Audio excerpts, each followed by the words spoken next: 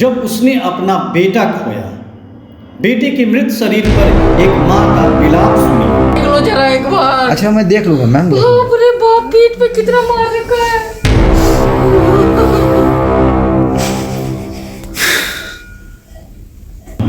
कहानी बिहार की राजधानी पटना की। पूरी कहानी पड़ेगी, पीठ देखो ना आगे। अरे बता देते, दिक्कत है तो हम ले जाते अपना बच्चा, किसको मारेगा। सर इसकी एक पिता की पीड़ा सुनी। यह कहानी नहीं बल्कि एक हकीकत है। एक नशा मुक्ति केंद्र में एक बच्चे को पीट कर मारने की दास्तान है। अब जानते हैं पूरी खबर को। पटना के डिविजनल कमिश्नर के ऑफिस में पोस्टेड सीनियर डिप्टी कलेक्टर सूरज कुमार सिन्हा के बेटे की यह कहानी है। उनके 16 साल के बेटे आयुष की मौत संदिग्ध अवस्था में हुई थी। पिता और परिवार के सदस्यों को उनके लाडले के साथ बड़े स्तर पर कुछ गलत होने की आशंका है। सूरज कुमार सिन्हा फतुहा के मूल निवासी हैं। वहाँ आर्य समाज मंदिर के ठीक सामने उनका घर है। अपने लाडले और बड़े बेटे आयुष को वो मसूरी के एक स्कूल में रख कर पढ़ा रहे थे। वो क्लास 11th का स्टूडेंट था। विंटर वेकेशन में 7 दिसंबर को उसे मसूरी से लेकर अपने घर आए थे। सीनियर डिप्टी कलेक्टर को बेटे के घर आने के बाद पता चला कि उसे नशे की लत लग गई है। उन्हें उसके पास से सिगरेट और गांजा मिला था, जिसे उन्होंने उठाकर फेंक दिया था। यह बात 17-18 दिसंबर की है। पिता बताते हैं कि उनका बेटा दिन सुबह में वो थोड़ा उग्र हो गया था। उसने अपनी माँ से भी रूड बिहेवियर किया। उसने अपना मोबाइल तोड़ दिया, छोटे भाई का चश्मा भी तोड़ दिया। साथ ही छोटे भाई को उसने उस दिन मारा भी। तभी लगा कि उसे 1 महीने के लिए नशा मुक्ति केंद्र में डालते हैं, क्योंकि यह उसकी शुरुआत है। प्लान था कि 1 महीने के अंतराल में वो ठीक हो जाएगा। 17 से 20 जनवरी तक उसे वापस घर ले आएंगे। इसके बाद उसे 1 फरवरी को वापस स्कूल की पढ़ाई के लिए मसूरी भेज दिया जाएगा। 21 दिसंबर को फुलवारी शरीफ के मानस हॉस्पिटल में उसे एडमिट करवाया गया। एक पड़ोसी का बेटा वहाँ से ठीक होकर आया था, मेरी माँ बताई थी। उसी रेफरेंस पर वहाँ गए थे। उसके संचालक डॉक्टर संतोष NMCH में पोस्टेड है। उनसे मेरी बात हुई थी। उन्होंने कहा था कि आपका बेटा सेफ हैंड में रहेगा। इसके बाद 25 दिसंबर को वहाँ गए। CCTV में उसे देखे भी। उस दिन वहाँ घूम रहा था। उस दिन उससे मिलने नहीं दिया गया। फिर 29 दिसंबर को कॉल किए थे। उसी दिन उनसे मिलने से मना कर दिया गया था। उस दिन कहा गया कि थोड़ा बाद में मिलिएगा तो अच्छा रहेगा। इसके बाद 4 जनवरी को मिलने गए। उस दिन मिले तब बेटे ने बताया कि 29 दिसंबर को सुजीत कुमार नाम के स्टाफ ने उनके साथ बदतमीजी की, उन्हें पीटा। इसे इतना पीटा कि उसके जबड़े में चोट आ गई थी। इस कारण 2-3 दिन तक वो खाना नहीं खा पाया था। दूसरे स्टाफ रजनीश ने दवा दी तो वो खाना खा पा रहा था। आयुष ने बताया था कि रात में उसे नींद का इंजेक्शन दिया जाता था, फिर अगले दिन सुबह सुबह जबरन जगाया जाता था। इस पर बेटे ने कहा था कि हम ऐसे में कैसे सुबह उठेंगे। इसके बाद ही सुजीत ने कंबल खींचकर मारा था। उसने गालियाँ भी दी थी। इसके बाद मैंने सुजीत को उसी दिन बुलवाया और उनसे पूछा कि तुमने क्यों मारा आयुष को। बेटे के सामने ही उसे पूछे थे। तब सुजीत ने कहा कि नहीं सर, हम उतना नहीं मारे हैं जितना वो बोल रहा है, बस लपड़ थप्पड़ किए हैं। पिता ने बताया कि उन्हें अपने बेटे को 10-12 दिन वहाँ और रखना था। इस कारण उस दिन रिएक्ट नहीं किए, जो मेरी सबसे बड़ी गलती थी। अगर उस दिन रिएक्ट करते तो बेटे को लेकर चले जाते, आज वो हमारे बीच होता। मैंने उस दिन उस स्टाफ को कहा था कि देखो तुम किसी के साथ क्या करते हो, पर मेरे बेटे के साथ दोबारा इस तरह की हरकत नहीं होनी चाहिए। इस पूरे मामले की जानकारी डॉक्टर संतोष को दी थी। तब उन्होंने आश्वस्त किया था कि हम इस मामले में एक्शन लेंगे। सीनियर डिप्टी कलेक्टर ने बताया कि वो 8 जनवरी को अपने बेटे से मिलने गए थे। उस दिन सब सामान्य था, लेकिन 12 जनवरी को अचानक से कॉल आता है कि आपके बेटे की तबीयत बिगड़ गई है, उसका पल्स नहीं मिल रहा है, BP डाउन हो गया है। जब पूछा कि अचानक ऐसे कैसे हो गया, तब जवाब मिला कि उसे उल्टी हुई थी। इसके बाद से ऐसा हो गया, वो मैच देख रहा था, इसी दौरान ऐसा हुआ। ये सारी बातें डॉक्टर संतोष ने कॉल कर बताई थी। कुछ देर बाद फिर उनका कॉल आया कि इलाज के लिए उसे बाहर ले जा रहे हैं, उसे बाहर फिजिशियन से दिखाएंगे। उस वक्त मैं नालंदा के नूर सराय में था। तो कहा कि ठीक है, उसे ले जाइए, हम भी आ रहे हैं। फिर 1 मिनट बाद ही डॉक्टर संतोष का कॉल आता है और पूछते हैं कि पारस हॉस्पिटल में ले जाएं या कहाँ ले जाएं। तब मैं घबरा गया, क्योंकि पारस हॉस्पिटल का नाम लेने का मतलब है कि मामला बेहद गंभीर है। इसके बाद मैंने पटना एम्स ले जाने को कहा। नूरसराय से पटना पहुंचने में मुझे 2-2.5 घंटा लगा था। इसी बीच 10 से 12 कॉल आया और बार बार यही कहा गया कि बहुत क्रिटिकल है। तब मुझे अंदेशा हो गया कि मेरे बेटे के साथ बहुत गलत हो चुका है। एम्स पहुंचे तो देखा मेरा बेटा वेंटिलेटर पर था।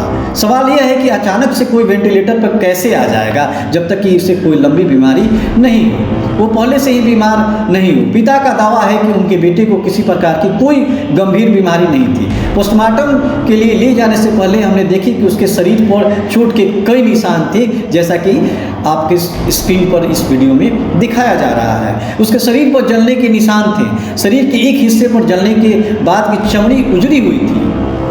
अपने दिल को सख्त बनाकर बेटे की लाश का वीडियो बनाया, उसका फोटो लिया। इसके बाद पटना डीएम के आदेश पर पोस्टमार्टम की वीडियोग्राफी हुई। 5 डॉक्टरों की टीम ने पोस्टमार्टम किया था। फुलवारी शरीफ में केस दर्ज हो चुका है। पोस्टमार्टम की रिपोर्ट में यह आया है कि बच्चे की जो मौत है वो कोई भी अन्न के अटकने से हुई है। आईएमए ने भी अपनी प्रेस रिलीज में इन बातों की ही पुष्टि की है और डॉक्टरों की टीम ने बताया कि नहीं, इसमें जो है बच्चे के मौत का कारण उनके अन्न का अटकना था। लेकिन सवाल यह है कि जब अन्न के अटकने से एक 16 साल का बच्चे की मौत हो जाती है तो उसके शरीर पर ये निशान कैसे हैं, ये वीडियो फुटेज कैसे हैं जो लड़के के खुद पिता ने बनाई हैं। आयुष के पिता एक बहुत ही गंभीर पोस्ट पर हैं, जहां इसे एक रेपुटेड पोस्ट भी कहा जाता है।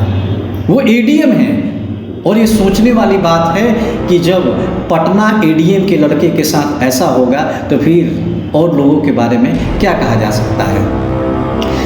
पुलिस इस बारे में कार्रवाई कर रही है। एडीएम को भी लग रहा है कि इसमें कार्रवाई होगी।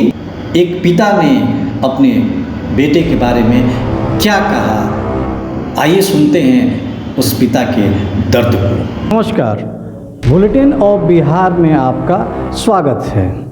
आज हम बात करेंगे एक ऐसे लड़के के बारे में जो एक अच्छी पढ़ाई कर रहा था। पढ़ाई करते करते गलत संगत बोलिए या इसको ऐसा भी कहा जा सकता है कि हो सकता है स्कूल के मैनेजमेंट ने ध्यान नहीं दिया और लड़का जो है एक नशे की लत में चला जाता है। नशे की लत में लगने के कारण उनके गार्जियन ने उनको नशा मुक्ति केंद्र में डाला। बड़ी ही जिम्मेवारी के साथ और बड़ी ही आशा के साथ कोई गार्जियन जो है नशा मुक्ति केंद्र में किसी को डालता है कि उसका जो बच्चा है उससे बाहर निकल पाएगा और जल्दी से वो अपनी दुनिया में लौट जाएगा।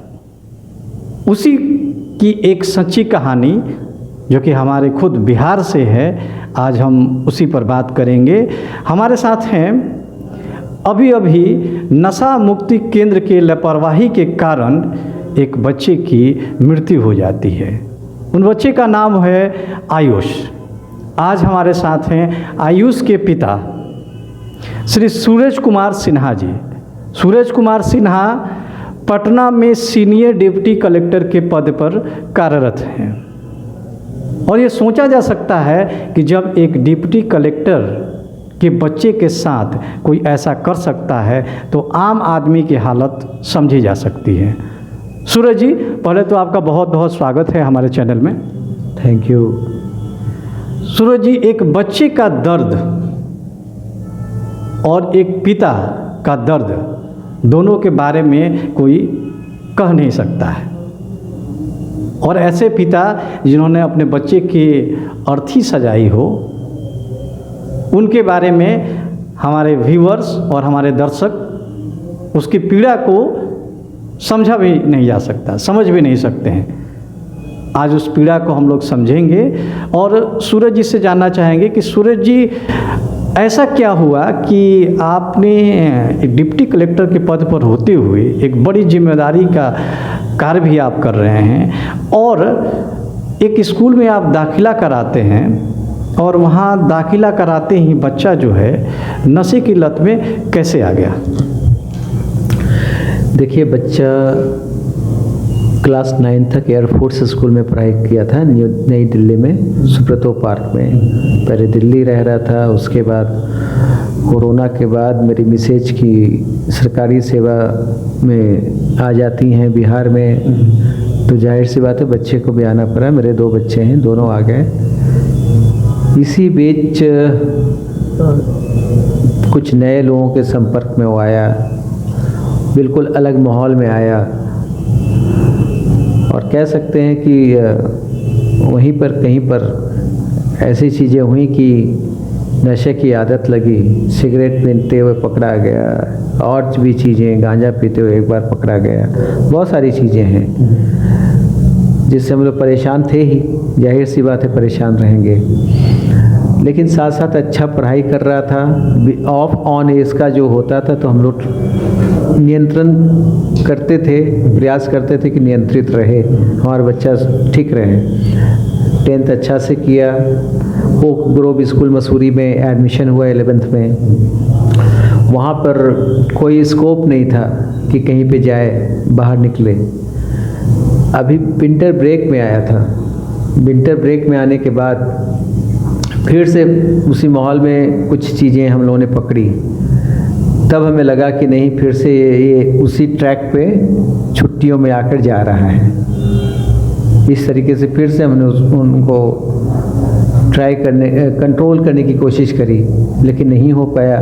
तब हमने डिसाइड किया कि इसे डी एडिक्शन सेंटर में डालना चाहिए। क्योंकि इस बार क्या किया उसने कि अपने छोटे भाई के साथ मारपीट की, उसका चश्मा तोड़ दिया, माँ का मोबाइल तोड़ दिया, बहुत वायलेंट हो गया था, जो कि हम लोग के लिए अनबियरेबल हो गया था।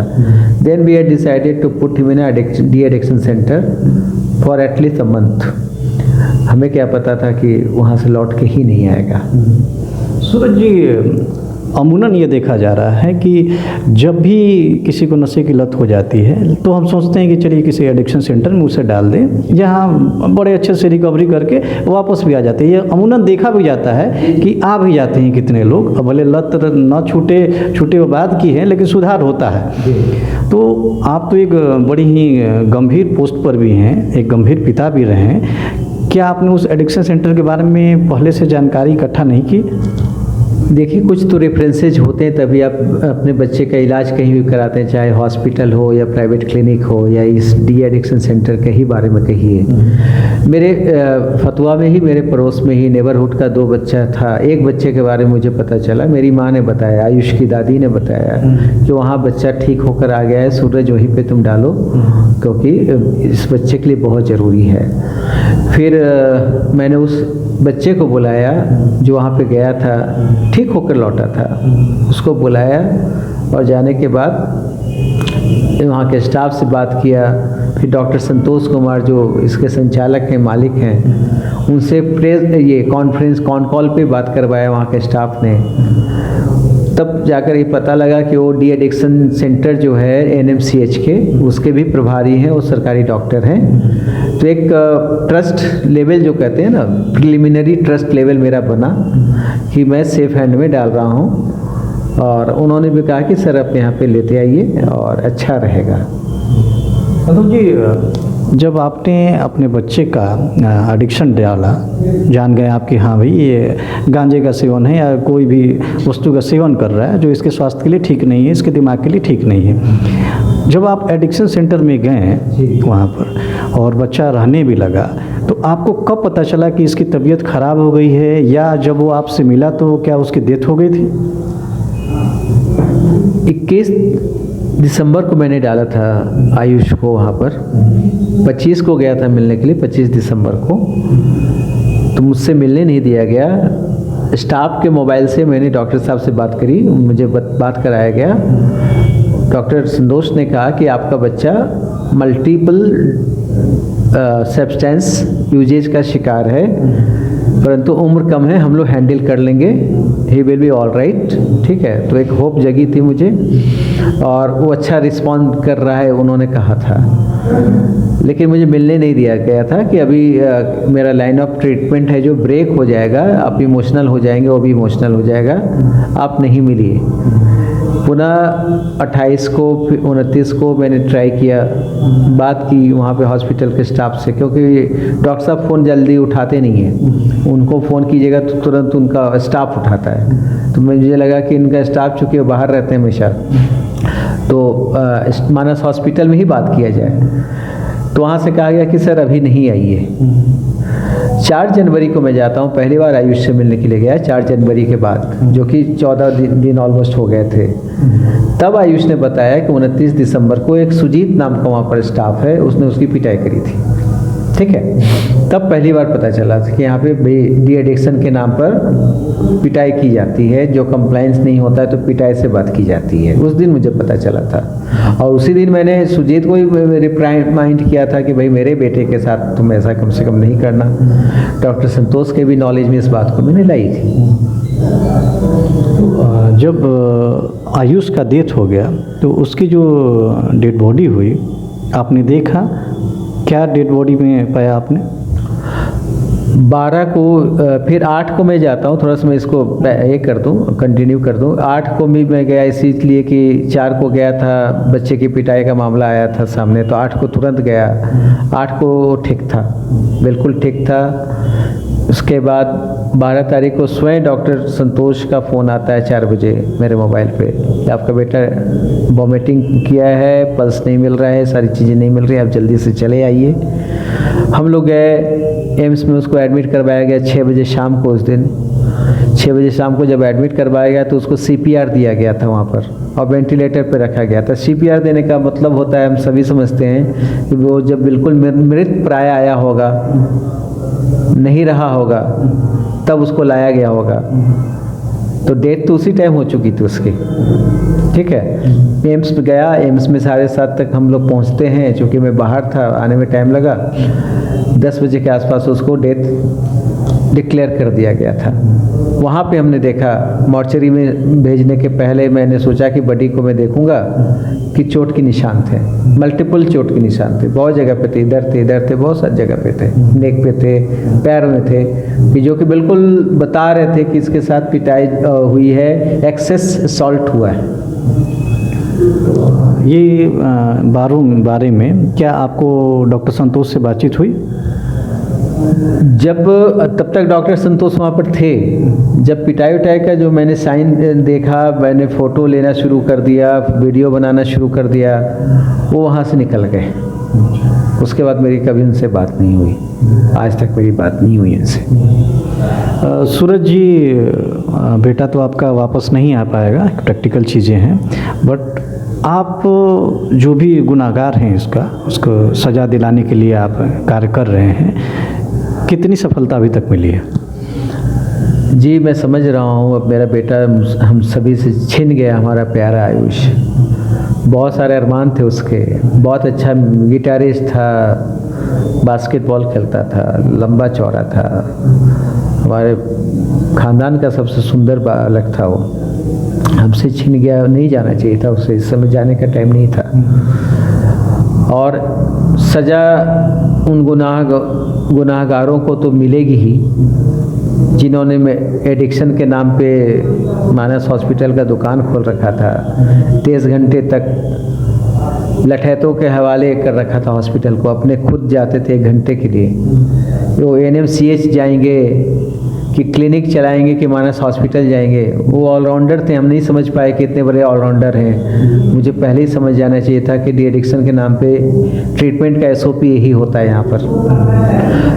और it will be too early to say कि कितनी सफलता मिली है, लेकिन मैं कह रहा हूँ कि जो जहाँ मैंने सीनियर ऑफिसर्स जो हैं, पुलिस डिपार्टमेंट के सीनियर ऑफिसर्स हो गए, डिस्ट्रिक्ट एडमिनिस्ट्रेशन के सीनियर ऑफिसर्स हो गए, सबसे मैंने मिला हूँ मैं, और रिटेन मैंने एप्लीकेशन लगाई है, जिसमें 2 एस्पेक्ट्स हैं। एक एस्पेक्ट तो आप जान रहे हैं कि FIR का है, जिसको पुलिस देख रही है, ओपन माइंडेड इन्वेस्टिगेशन कर रही है। मुझे पुलिस पर भरोसा है और कानून पे भरोसा है। कानून में पुलिस भी आते हैं और कोर्ट आता है जो कि चीज़ों को प्रोनाउंस करता है। तो हम लोग देखेंगे कानूनी लड़ाई जहाँ तक हो सकता है। मेरा जीवन का एक मिशन बन गया कि मैं उनके जो भी थे कल्प्रिट उनको मैं सज़ा दिलाऊं। दूसरा एस्पेक्ट होता है कि इस टाइप के जो डी एडिक्शन सेंटर के नाम पर नॉर्म्स फॉलो नहीं किए जा रहे हैं। रिहेबिलिटेशन काउंसिल ऑफ इंडिया के नॉर्म्स हैं, उस पर डी एडिक्शन सेंटर चलेगा, लाइसेंस मिलेगा। मेडिकल इस्टेब्लिशमेंट एक्ट है, उसमें क्या क्या होते हैं तो इसलिए मैंने डीएम सर को बोला है। डीएम सर ने भी हमारे अनुरोध पे 3 सदस्यीय कमेटी बनाई है। देखते हैं कि क्या क्या आता है। नहीं आएगा कहीं से तब भी हम क्या कहते हैं, कोर्ट तो पार्शियल नहीं हो सकता है ना, हम कोर्ट जाएंगे। पोस्टमार्टम रिपोर्ट में हम देखेंगे कि पोस्टमार्टम रिपोर्ट क्या कह रही है, उन चोटों के निशान पे चूँकि जिसके विजुअल्स मेरे पास हैं उसके बारे में पोस्टमार्टम रिपोर्ट क्या कह रही है उसको देखेंगे, आगे देखेंगे। ये थे Suraj Kumar Sinha, senior deputy collector अभी पटना में कार्यरत हैं। और इनके बच्चे के साथ जो हुआ है, अब वो बच्चा बेचारा वापस नहीं आ सकता है। एक पिता का दर्द आप देख सकते हैं, कितनी पीड़ा है इनके अंदर में और इनके परिवार में कितनी पीड़ा होगी उसका अनुमान भी लगाया जा सकता है। लेकिन सूरज जी का एक और इम्पोर्टेंस इसमें काम कर रहे हैं कि इन्होंने जो अभी काम किया है उसके लिए कमेटी भी गठित हो गई है और जितने भी ये नशा मुक्ति केंद्र चलाए जा रहे हैं सबकी एक समीक्षा होगी। और बुलेटिन ऑफ बिहार की तरफ से सूरज जी को यह कहना चाहेंगे हमारे दर्शकों की तरफ से भी कि इनको जल्दी से जल्दी न्याय मिलेगा, हम लोग ईश्वर से और पुलिस पर पूरा भरोसा रखें। और सूरज जी आप हमारे चैनल में आएँ और सच्ची श्रद्धांजलि आयुष को भी कि आपके जैसा एक पिता मिला उनको, ठीक है आप उसको बचा नहीं सके लेकिन उनके जैसे कई लोगों को बचाने का आप एक मसीहा के रूप में काम कर रहे हैं। सूरज जी बहुत बहुत धन्यवाद हमारे चैनल में आने के लिए, बहुत बहुत धन्यवाद, thank you very much. Ayush के साथ जो हुआ उसे पूरे बिहार ही नहीं पूरे भारत ने भी देखा। आयुष के साथ ऐसा नहीं होना चाहिए था ये सब कहेंगे, लेकिन आयुष को अभी भी इंसाफ की दरकार है। अभी भी जो भी इनके कातिल हैं खुले घूम रहे हैं, अभी तक उन पर कोई कार्रवाई नहीं हुई है। इसी कड़ी में हमारे साथ हैं बिहार राज्य आंगनबाड़ी कर्मचारी यूनियन जो कि एटक से संबंध है, उसके महासचिव कुमार वेदेश्वर सिंह। सर, आयुष के मामले में इतनी देरी कैसे हो रही है?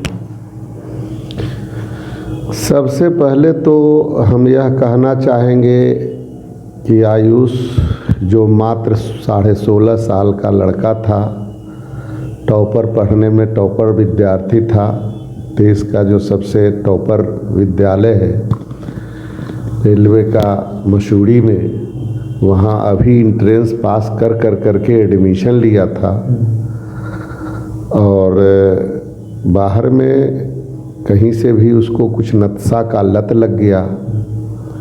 स्वाभाविक है कि गार्जियन चाहता है कि इसे हमारा बच्चा का छुटकारा मिल जाए।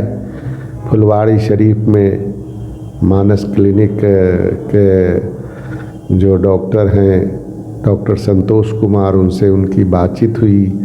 ये सूरज बच्चा के जो पिता सूरज कुमार सिन्हा अपर समाहर्ता हैं, वरिष्ठ सीनियर डिप्टी कलेक्टर हैं, कई जगह अनुमंडल पदाधिकारी रहे हैं, डीआरडीके के डायरेक्टर रहे हैं, ये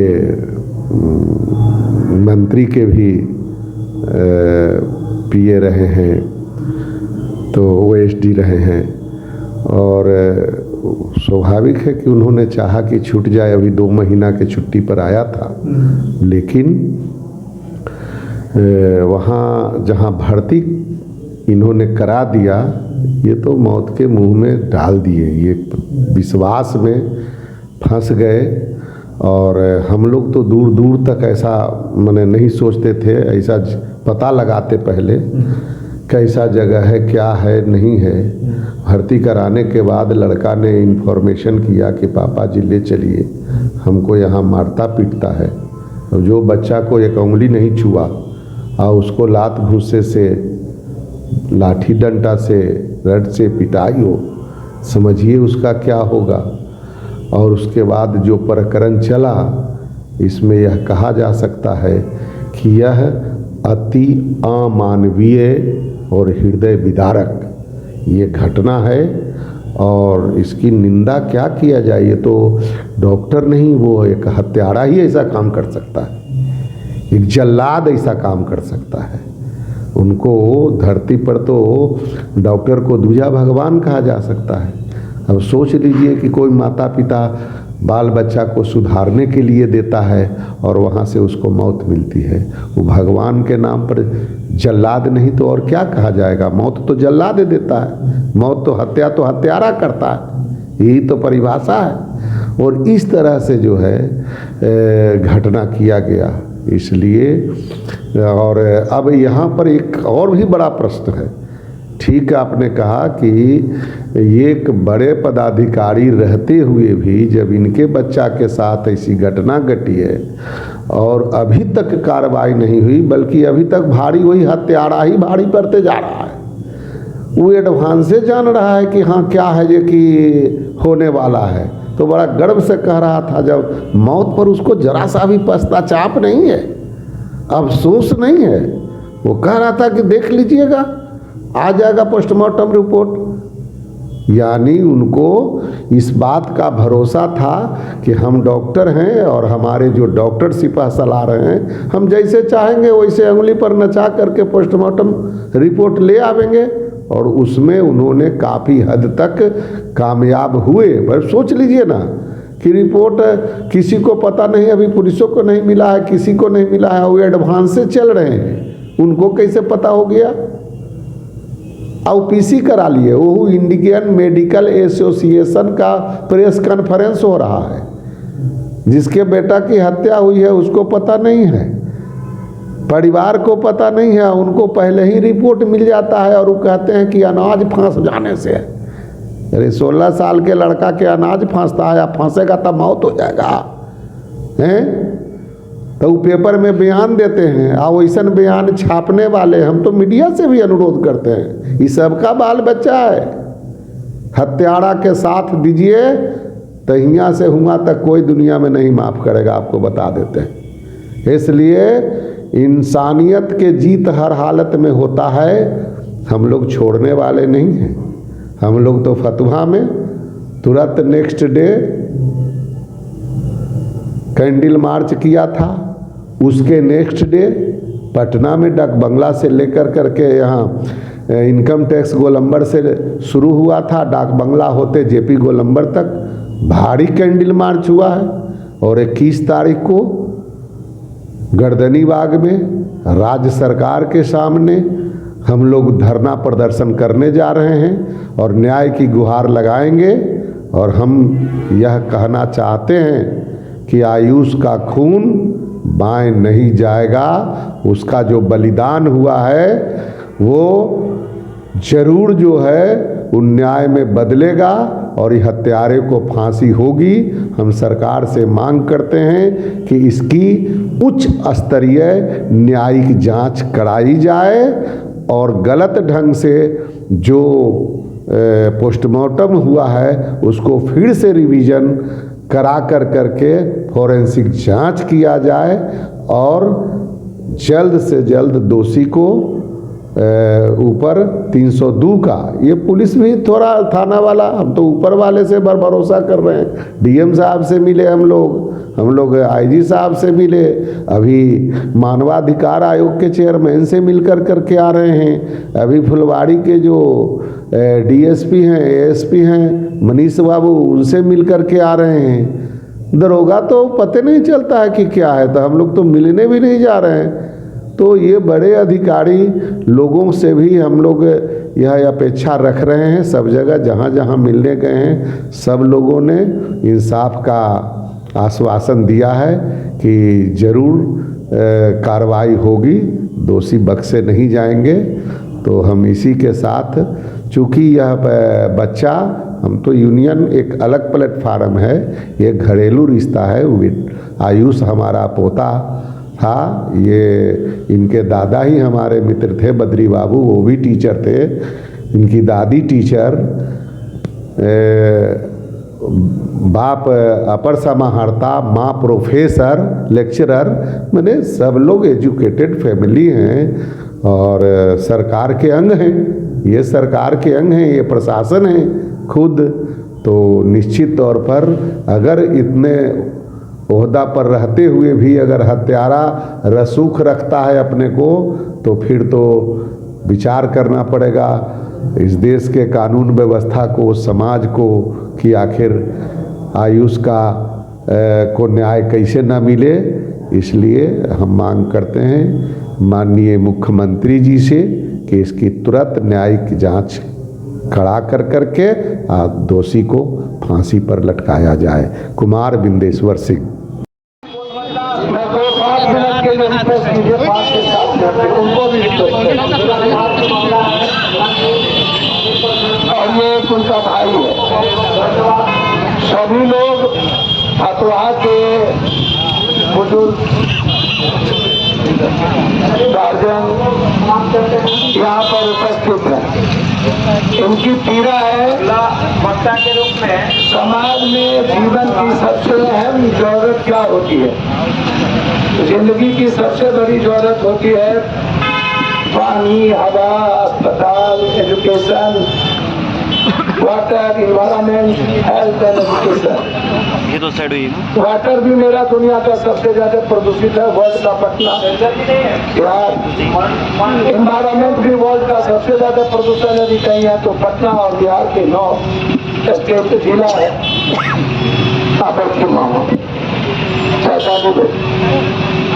और हेल्थ दुनिया का सबसे ज्यादा खराब इस धरती पर कहीं है, सबसे ज्यादा जो खराब है ये इसको आप ऐसे समझिए। 80 लाख हजार करोड़ का एजुकेशन माफिया है, तो माफिया है। दुनिया में सबसे ज्यादा प्राइवेट और हेल्थ माफिया भारत में ही क्यों है? इस पर कभी चर्चा हमारी सरकार नहीं करती है। दुनिया में सबसे ज्यादा बिहार और हिंदी भाषी इलाके में सरकारी अस्पताल इतनी दुर्गति, इतनी बुरी स्थिति क्यों है? आम आदमी को मजबूरन प्राइवेट में क्यों ले जाना पड़ता है? वहाँ CT स्कैन नहीं है, अल्ट्रासाउंड नहीं है, MRI नहीं है, एक्सरे मशीन नहीं है, जांच का लैब नहीं है, पैथोलॉजी नहीं है। और लगभग doctor medical council of India के रूल को फॉलो नहीं करते हैं। वो कंप्लीट रूप से उनके लिए कोई कानून नहीं है। उनको एक बार मान लिया गया कि डॉक्टर भगवान होता है, तो उसने अपने को स्वयं भगवान समझ लिया कि मैं भगवान हूँ, जबकि वो कतई भगवान नहीं हो सकता है। जो अपने प्रोफेशन से लेता है वो भगवान नहीं हो सकता। भगवान होता, भगवान हम कहेंगे गुरु गोविंद को, जिसने दोनों बच्चे को कुर्बान किया, 2 बच्चे को शहीद किया। भगवान बोलेंगे कबीर को। भगवान बोलेंगे जिसने पूरी सखा को मिटा दिया, कृष्ण को। भगवान हम उसको कहते हैं जो मानवता के लिए जीता है, मानवता के लिए अपने परिवार को कुर्बान करता है। भगवान उसको कहते हैं। भगवान हम उसको नहीं कह सकते हैं कि जो अपने कहीं से पैसे ला करके कुछ अच्छा चीज बनता है, हम उसको बहुत बेहतर इंसान कह सकते हैं। ने इनको धमकी दिया है, फोन पे धमकी दिया है, डॉक्टर ने धमकी दिया है, मानस हॉस्पिटल के इनके तो आपका क्या मुहिम होगा? सर, जो धमकी देता है ना, ऐसे लोगों को मैं किसी को छेड़ता नहीं हूँ। जो बिहार के आम लोगों को छेड़ेगा ना, उसको छोड़े नहीं। उसकी लड़ाई, उसको जितनी ताकत लगाना हो सरकार और गुंडों पदाधिकारी की लगा ले, उसके खिलाफ जंग होगा। और हमारी पार्टी उस हॉस्पिटल के आगे में हम तय करते हैं, यदि सरकार न्याय देगी तो हम पूरी पार्टी सहित उस हॉस्पिटल के आगे बैठेंगे। उसको जितना गोली बारूद है, जितना गुंडा है, चला के दिखा ले।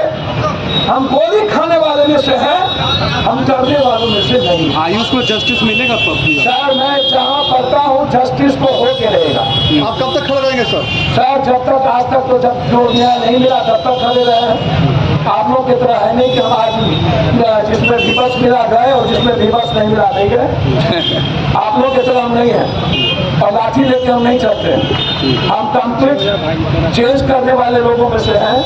हम आपको न्याय, CBI इंक्वायरी, SIT की जांच, हाईकोर्ट के मॉनिटरिंग में मैं चाहता हूँ, हमको कोई राजनीति नहीं आती। हम 13.5 करोड़ लोगों को लेकर के यहाँ हैं। तेजस्वी जी से आग्रह करेंगे आप रियल में स्वास्थ्य मंत्री बने हैं, और मुख्यमंत्री जी से सुप्रीम कोर्ट का जो गाइडलाइन है और मेडिकल काउंसिल ऑफ इंडिया का जो गाइडलाइन है कि किसी भी कीमत पर फर्जी डॉक्टर, फर्जी नर्सिंग होम जो लगातार कुकुर मुद्दे की तरफ हमारे बिहार और हम लोगों को लूट रहा है, इस पर हमें उसको तुरंत बंद करना चाहिए। जो ये लैब है ये लूट रहा है, जो ये जांच है लूट रहा है, ये जो बाहर में बड़े बड़े लोग हैं ये जो लूट रहे हैं। भारत सरकार को चाहिए 80 लाख हजार करोड़ का फर्जी मेडिकल माफिया को बंद करना। किसी भी कीमत पर मेडिकल पर सबसे ज्यादा बजट होना चाहिए, जो भारत सरकार का नहीं है। मैं उम्मीद करता हूं इस मामले को जो 13.5 करोड़ की माँ, पिता और बच्चे की आवाज है, जो एक सीनियर डिप्टी कलेक्टर अपने बच्चों के लिए दर-दर की ठोकर खा रहा है, एक माँ जो प्रोफेसर है, एक दादी जिसके हस्बैंड हथुआ के सबसे टॉपर हेडमास्टर हुआ करते थे। पीडीएम है, डिस्ट्रिक्ट मजिस्ट्रेट के बेटा के साथ ऐसा हुआ है। डॉक्टर मैं वही बात कह रहा हूँ। मैं चाहूंगा डीएम साहब और एसपी साहब से इस बात पर गिरफ्तारी आंदोलन हो, इनको तुरंत FIR दर्ज करना चाहिए। सर डॉक्टर भी प्रेस कॉन्फ्रेंस कर सर डॉक्टर प्रेस कॉन्फ्रेंस मैं MI से आग्रह करूंगा, IMA है, ये गलत लोगों को प्रोटेक्शन देना बंद करिए किसी भी कीमत पर। ये गलत डॉक्टर को प्रोटेक्ट करना बंद करिए। आप भगवान नहीं है, कुछ डॉक्टर अच्छे इंसान हैं और हर क्षेत्र में अच्छा इंसान होता है, उसकी संख्या 10% है, 90% नहीं है। हम उसकी इज्जत करते हैं अच्छे इंसान के, अच्छे डॉक्टर के, अच्छे हॉस्पिटल के। लेकिन जो डॉक्टर लुटेरा है, लूटते हैं, जो गलत करते हैं, ये IMM उसके लिए नहीं बना है। पूरी डॉक्टर आप गलत डॉक्टर को प्रोटेक्ट नहीं कर सकते। अच्छे कामों में हम IMM के साथ हैं, लेकिन इस मामले में IMM यदि अपने डॉक्टर को प्रोटेक्ट करेगी, लड़ाई आर पार होगा। जब डिप्टी कलेक्टर को न्याय नहीं मिल सकता तो फिर बिहार में मिडिल क्लास और गरीब को न्याय कहां से मिलेगा? लेकिन तेजस्वी यादव ये बोल रहे कि हमारे नेता नीतीश कुमार समाधान माइक नीचे की जाए बहुत अपना भैया, मैं उसमें नहीं जाऊंगा। मेरे पहले का समाधान, पहले ऐसे चीजों का मेडिकल एजुकेशन, इन्वायरमेंट जो प्रदूषित है वाटर का करिए। समाधान करना है तो चौसा के किसान का करिए। समाधान करना है तो बिहारी के बेरोजगारी और पलायन का करिए, किसान का करिए, आम लोग जो सुरक्षित नहीं है उसका करिए। अभी सवाल साफ है, आयुष के को न्याय, आयुष के लिए जीना। हर चीजों को पॉलिटिकल नहीं किया जा सकता है। अभी आयुष के लिए justice, we want justice, we want justice, we want justice, we want justice, we want justice, we want justice, we want justice, we want justice, we want justice, we want justice. ये है important, सिर्फ justice. धन्यवाद sir, बहुत बहुत धन्यवाद। उसके बाद UP के सुभाष यादव से संपर्क करिए। हमारे सामने कितने बार हमने संपर्क किया, जो सीनियर लोगों को यहाँ पर उपस्थित नहीं मिला, तो आपसे निवेदन है इस पर हम सजग हैं। यहाँ आने से पहले हम 30 लोगों को फोन किए और इसके सीनियर लोगों को पकड़ने का कार्य करेगी। आपने ऐसा नहीं किया होगा, आप उठे होंगे, चले आए होंगे, एक आयुष नहीं बनेगी। अगर दिलाना है सबसे ऐसे डॉक्टरों के द्वारा कर दी जाती है, तो दिल से लगना पड़ेगा। विडम्बना है इस देश की, और मामला जो है भगवान के रूप में डॉक्टर को पहले जो हमारे पदाधिकारी में भी शामिल है, वो 4-5 लोगों के लालच में लोग हैं, बंगाल का मासूम गरीब बच्चियों को भी बेचने का काम कर रहे हैं। करने के बाद जब पैसे की बात और इलाज के नाम पर कहा कि मामला NCLT में है, अस्पताल के द्वारा हमने बच्चे को आप एनसीईआरटी में इलाज पैसा के मामले जब एडमिट किया जाता है अगर केडीसी इलाज जाना के है लिए, तो आइए फिर कोई नेटवर्क लेकिन उसमें मारपीट की घटनाएं आप घटती लोगों है से निवेदन करेंगे और इसके कारण अगर जनता से बचनी है, वहाँ वैसी व्यवस्था जो मेडिकल मारपीट से बचनी है, गाली खाने से बचनी है, करती है लोगों को अस्पतालों में ऐसी व्यवस्था होनी चाहिए नए एम्बुलेंस में सारी व्यवस्थाएं करने के बावजूद सबसे फीस और जो डॉक्टर सरकारी अस्पताल में कार्यरत है शादी के लिए धरना वो डॉक्टर प्राइवेट अस्पताल के नाम पर लूटने का पैसा का भोग और एनसीईआरटी में